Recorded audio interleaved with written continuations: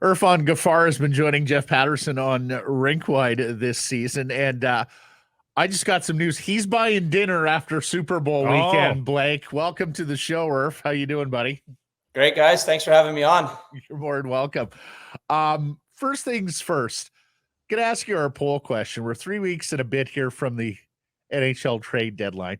What do you perceive as the Canucks' biggest need right now? We've got options on our poll: fourth line forward or third pair defense, or if you want to go a bigger game hunting in the top six or the top four. But what do you perceive their biggest need to be right now? What do you think they think their biggest need is? I think the easy answer right now would be, or the sexy answer would be, a top six forward. I think that one's going to be a little bit more difficult to do, but from where they're looking at it, I think you got to go depth defenseman. You got to go someone that you're able to have in the lineup that can play in that 7/8 role if you don't need him every single night.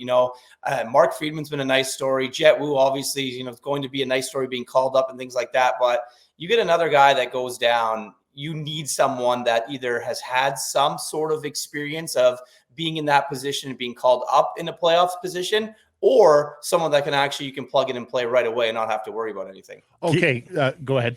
Given that we've seen a rotating door at the bottom of the lineup period, at the bottom of the forward line, I mean, is it crazy to think that they might pick up a new fourth line center? Because are they convinced that Niels Omon is a starting center in the playoffs?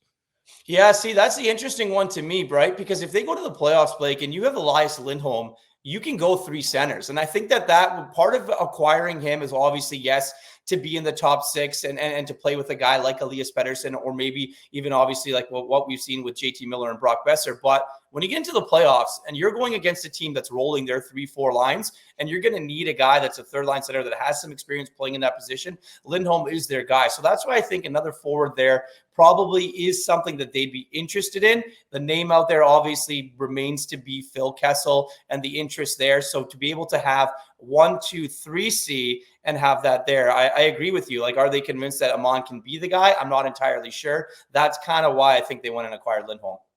So let's dare to dream for a second and play out the top six, or the top six forward want or need, however you want to characterize it. Where do you think Pittsburgh's at with Guentzel right now? I mean, you take a look at them. There's 7 back in the wild card. Yeah, they got a couple of games in hand, but you got 4 teams to jump there. Where do you think they're at with Guentzel? And do you think the Canucks have the wherewithal to go out and make another big trade for Guentzel? Well, I think if in a dreamland, yeah, absolutely. They would love to acquire a guy like Jake Guentzel, but there's also one guy in Pittsburgh that really still believes in his team, and that guy has a lot to say in that organization, and that's Sidney Crosby. And I think that Sidney Crosby really, really, really enjoys playing with Jake Guentzel. I think he believes in that group. If they can get Erik Karlsson looking half as good as he looked last season, that team might be able to have a little bit more success than they've been having. But Jake Guentzel's a name that's been out there, obviously linked to the Vancouver Canucks with the history with the management group here. He's a guy the Edmonton Oilers have been looking at. There's no secret the Oilers want to add to their top six. I mean, Corey Perry probably isn't the answer to be playing with a guy like Leon Draisaitl, so you know that they're in the mix as well. And really, it's going to be up to whoever the Pittsburgh Penguins decide that gives them their best offer. And if an offer comes, or, if the next 3 weeks things change with the way that their team's been playing, Guentzel, Crosby, and that management staff can say, okay, let's try and figure this out together. We're talking a player, a prospect, and a high pick for Guentzel. Yeah. Is even more expensive? I would say at least, yeah. Yeah. Okay. The price for Chris Tanev is not going down anytime soon. More teams are probably in the mix now than were a few weeks back. And yet the Vancouver Canucks continue to pine for him. Brock Besser was on Spit and Chicklets and still talked about him being dad to the young guys when he was there. It wasn't a, let's move on sort of answer at all. These guys still want Tanev. I don't know how they make it happen, but they still do want him, don't they? No, it was definitely an let's move on. It was an I would have stayed if you would have offered me a contract. Mm-hmm. But that was one of the things that obviously didn't happen, when Chris Tanev left. And look, 10-team no trade list for Tanev. We've heard Ottawa was in the mix. Obviously, nothing really happened there with the Flames, but the asking price is high. Is it going to be a first-round pick? Is it going to be a second-round pick? What's it going to take to get Chris Tanev? There's a lot of contenders or teams that think they're the contenders. The Leafs, Morgan Riley played with Chris Tanev at the World Championships years ago, went back to the Toronto Maple Leafs and said, I want to play with this guy. And that's been happening there for a long time in Toronto. For the Vancouver Canucks, I think if they were able to somehow figure it out and acquire a guy like Chris Tanev, you know exactly what you're getting, a stability on the blue line, a guy that is incredibly good in the room. Obviously, Blake, you just mentioned Brock Besser talking on Spit and Chicklets there, and it's no secret. You know, Pettersson, Hughes, guys like Besser, Bo Horvat, obviously, you know, when he was coming up, talk about a guy like Chris Tanev. He's not the flashiest guy. You obviously, you know, see his mug all over the place. He eats pucks for a living, but it's the professionalism. It's a guy that's been there very early on in his career. The guy was playing in Game 7 of the Stanley Cup Finals.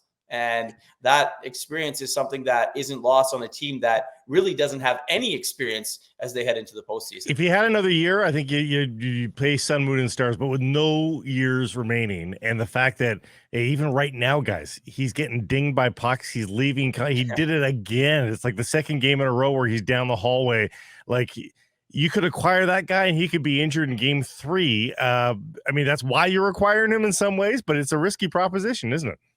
Yeah, absolutely. I mean, the one the other night, the arm into the post, that probably didn't feel good. And like Chris Tanev does, sat on the bench, didn't go to the room. I know the room at Madison Square Garden is a little bit different, but didn't end up going to the room. But I think that, you know, he was top of mind for a very long time. And then when they went out and got Zadorov, I don't think things worked out too well there. And then obviously you go out and you get Lindholm. And then there was a thought that he may have been included in some sort of a deal there. Obviously it didn't work out, but I do believe that they've circled back. I think that they've had a discussion with the Calgary Flames to see what would happen there. And, you know, obviously the Canucks are definitely not on his no team, no trade list. Is Calgary going to get a first-round pick for him, Irf, or do you think it's a second and a prospect or something like that? I think right now, if someone offered them a first-round pick, they'd go ahead and take it. But, I mean, the Flames have been cooking a little bit soon, or a little bit of recent late too. So I think when you look at organizationally, they say, okay, can we get in the mix here? Can we be a team that maybe goes and sees if we can get into one of the wild card positions? If I'm the Flames, I'm trying to obtain as many assets as I possibly can. What do? You really want to go into the playoffs and maybe get a chance in the first round, or do you want to try and build your team for the future? And I think that's a goal in mind that they should definitely have. On that depth defenseman, Irf, if they go about adding one of them, and I think there's a fair to good chance that they are, what do you think's most important for them with that piece? Is it handedness? Is it cup experience? Is it size? Like, what kind of profile do you think they're looking at for that depth defenseman? I think it doesn't necessarily need to be cup experience. I think they would like someone with playoff experience, someone that's actually been in the trenches. You don't need to have made a cup final to know what playoff hockey's like. Obviously, the only playoff hockey that some of these guys know is the bubble. And then that was obviously unique in itself. But when you look at what their need is, I think it's a guy that you can depend on that can come in every couple of nights if you really need to. If you need a guy that's a 7-8 guy, it's a guy that's going to be out there working late after practice, a guy that's probably pretty good in the room, guy that has some good character, and definitely a guy that you aren't hesitant to put in. I think that when you look at depth defensemen and things like that, kind of get lost in, okay, he's really not going to play. Well, no. If you're the Vancouver Canucks and you've been pretty good with, guys not getting hurt this season, you want a guy that'd be able to play at any point in the lineup. Something else we've been kicking around for the last week, because we've already mentioned the Edmonton Oilers here, Vegas Golden Knights, and you gotta think that Vegas is going to try and do something here, right, in defense of the title. They've taken some big swings there in the past. Can you see an arms race here in the Pacific? Can you see teams going out and adding up because their opponents, direct competitors in the Pacific, have it loaded up? Oh, 100%. I mean, when the Canucks went out and got Zadorov, and everyone's like, okay, well, they added some size on the blue line. And then they go out and get Elias Lindholm. And then you say, okay, well, they're definitely thinking that they're contenders here. Like, they definitely are going all in. So the Edmonton Oilers get worried. We know the talk in Edmonton if Connor McDavid and Leon Draisaitl don't make a cup final, or like for them, it's cup final or bust for that team, that organization. Only a few more years left for both of those players. The Vegas Golden Knights, Matt, when you mentioned, like, that team always is in the mix. Obviously, you know, they're winning the Stanley Cup and being a team that, you know, they kind of got to do the Vegas thing. They always got to be in the mix. They got to sell it to their fans. So that's a team that interests me as well. But you look a little bit further down the list of teams in the Western Conference. The Dallas Stars are an interesting one as to a team that could definitely add and are kind of going about their business a little bit more quietly. But they're a team that, you know, obviously if the Canucks make it a little bit further down the road in the playoffs, that they're a team that could be in the Western Conference. Do you think they make any defensive trades? We've talked about the Canucks acquiring somebody to take them away from other people, and is that a possibility? I think so. I think right now, when you look at this Western Conference and you look at the league and how many good teams there are in this Western Conference, like, teams are going to have to load up. And I really do believe when the Canucks went out and acquired Elias Lindholm, other teams around them panicked a little bit. Vegas is like, oh, wow, okay, they're going right in. Edmonton and others are like, we have to do something right now. We really do. We got absolutely smoked by them. And then a couple of times this season, and we can't have this again. And then you look at, you know, a team like the Winnipeg Jets quietly going about their business and seeing the guys that they've been dealing with and obviously acquiring. And then, you know, I mentioned Dallas Stars as well. But I think that you're going to see a lot of activity. I think the teams at the top are going to want to improve. Now, whether they're able to give away way too much for someone, I think that one remains to be seen. But I don't think we've definitely seen the last of teams kind of try to improve their hockey clubs. Okay, one last playoff question for me. Mm-hmm. All right. We haven't had to ask this question in a number of years. Are they snarly enough? Oh, boy. Are they sandpapery enough? Mm-hmm. Are they mean enough to play in the National Hockey League playoffs? And are they going to get retribution on Jake Wallman for his gritty? No. No, see that it's hilarious you mentioned that, because that's exactly what I was going to say. I mean, people in this, you know, in this market and fans online are like, well, they had to go after him. I mean, defenseman scored a overtime penalty shot to win the game. I'd be excited too. You're allowed to celebrate, yeah. At that point, if you're really mad about it, don't do the penalty, don't do that, win the hockey game. I think that's one of the things. But to be completely honest, I don't think they are. I think the book on the Vancouver Canucks, if you look at the teams that have beat them, is lean on them, is play physical against them. You look at the Boston Bruins, right? You look at that game, you know, you look at teams that have played them. The Vegas Golden Knights beat them 4-1.